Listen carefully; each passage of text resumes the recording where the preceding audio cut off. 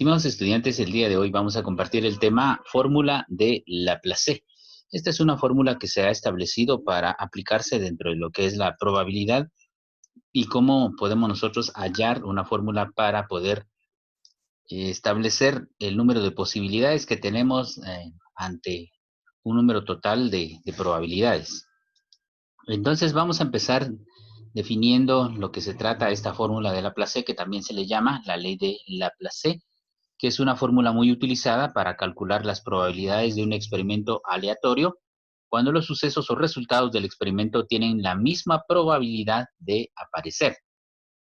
¿En qué consiste? Pues la regla de Placé dice que en un espacio muestral formado por sucesos equiprobables, es decir, que tengan la misma probabilidad, entonces la probabilidad de un suceso A es el número de casos posibles dividido por el número de casos probables. Prácticamente aquí estamos estableciendo la fórmula en la cual se aplica esta regla de Laplace, en donde nosotros dividimos el número de casos favorables dentro del número de casos totales. Cuando decimos número de casos favorables, estamos diciendo el número de casos posibles. Y en cambio acá estamos hablando del número de casos que existen en total. Entonces, de esa manera es como se establece. Al hacer esta comparación, pues obtenemos obviamente una fracción y esta al dividirse se obtiene una cantidad decimal que al multiplicarse por 100, entonces nos da un resultado total. Entonces aquí vemos cómo de esta manera vamos a ver cómo aplicar esta situación dentro de los casos de probabilidad. Ahora, veamos lo relacionado a los casos posibles y casos probables y casos totales, ¿verdad?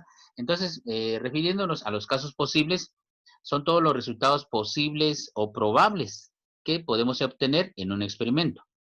Por ejemplo, si el experimento es tirar un dado, tendremos pues 6 casos posibles porque un dado solamente tiene 6 caras. O sea que cuando hablamos de casos posibles estamos hablando de la totalidad de casos o totalidad de probabilidades que tenemos sobre un evento, sobre alguna situación que estemos experimentando.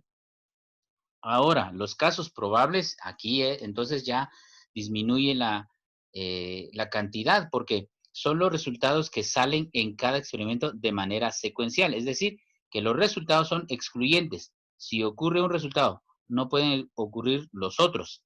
En el experimento de tirar un dado, tomemos el ejemplo anterior, cada cara del dado es un caso probable. O sea, dijimos 6 casos probables o posibles.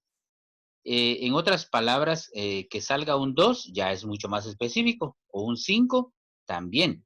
En estos casos, como ejemplos de casos probables en el experimento de lanzar un dado.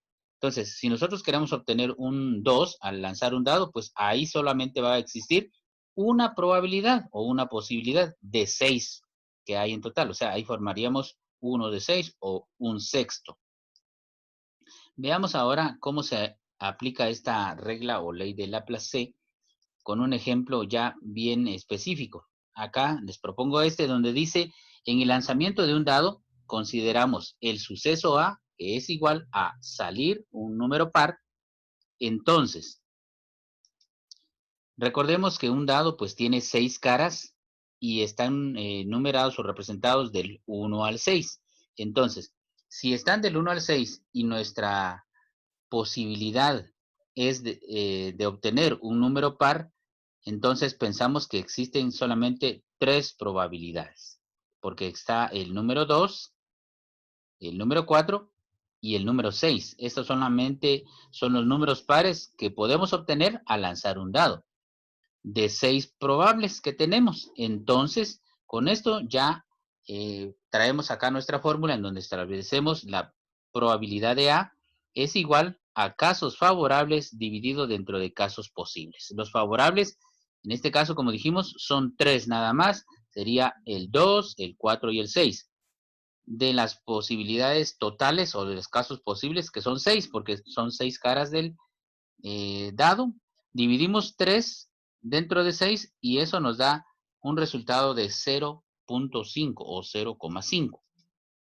Entonces, ahora tomamos esta cantidad decimal y lo multiplicamos por 100, y al multiplicarlo por 100, pues nos da 50, que representa ya una cantidad porcentual, es decir, que la cantidad de posibilidades de obtener un número par al lanzar un dado es igual al 50%. Entonces aquí vemos cómo aplicamos esta ley de Laplace para transformarla de fracción a decimal y luego multiplicando por 100 obtenemos un porcentaje.